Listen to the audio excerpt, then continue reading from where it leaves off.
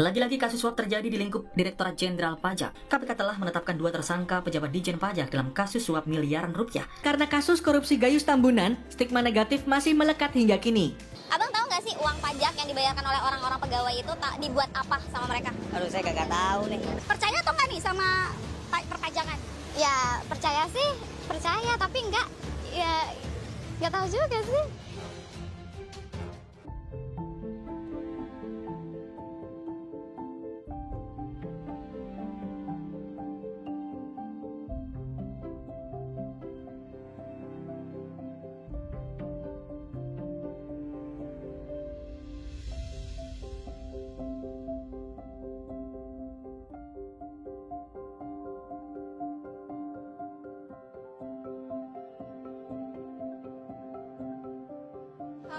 Assalamualaikum warahmatullahi wabarakatuh. Selamat pagi, saya Sofi Sofia. Jadi kami ingin bertanya terlebih dahulu Pak, kira-kira berapa jumlah jadi bendahara ini pernah nggak mengalami kesulitan dalam melaporkan hal pajak? Baik Pak, siapa saja yang berhak dikenakan pajak penghasilan ini Pak? Yang berhak menghitungnya itu sudah ada sih rumus-rumusnya ya, bisa dilihat di Kita pada hari ini terima kasih atas waktu yang telah Bapak luangkan dan informasi yang telah Bapak berikan.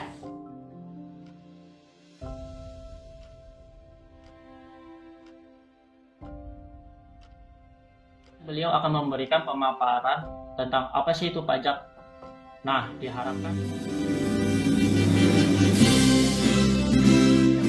Selanjutnya kita akan mendengarkan materi tentang penjelasan pajak secara umum.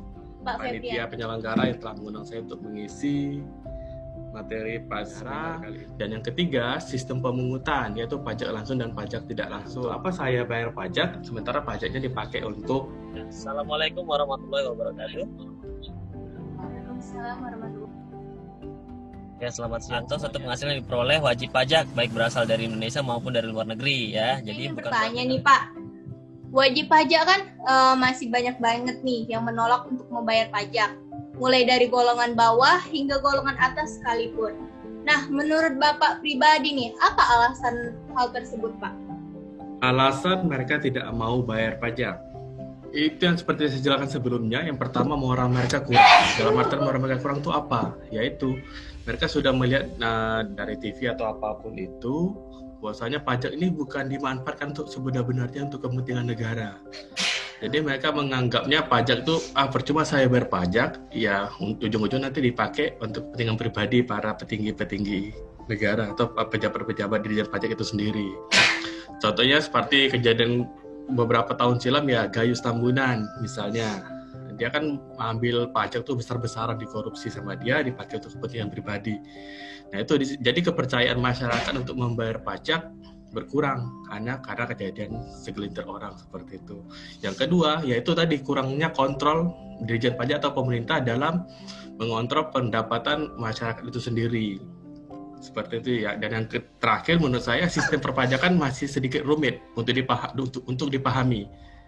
Ya, salah satu caranya apa? Yaitu Dijen Pajak atau pemerintah turun langsung atau penyuluhan bagaimana sih membayar pajak dan melapor pajak itu lebih mudah dan lebih mudah dipahami seperti itu. Dan yang mana itu sendiri dijelaskan lagi, pajak itu berguna untuk kemakmuran rakyat itu sendiri. Seperti itu.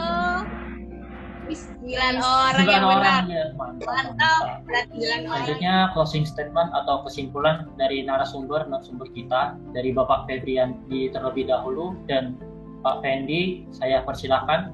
Saya sebentar aja ya, karena sudah masuk waktu azan. Intinya sih pajak merupakan iuran wajib yang mana diberikan kepada masyarakat, kepada pemerintah, yang mana bertujuan untuk membangun atau menambah anggaran pendapatan belanja negara, yang mana berfungsi untuk menjaga kemakmuran rakyat itu sendiri. Seperti itu. hampir sama aja dengan Pak Febriadi ya.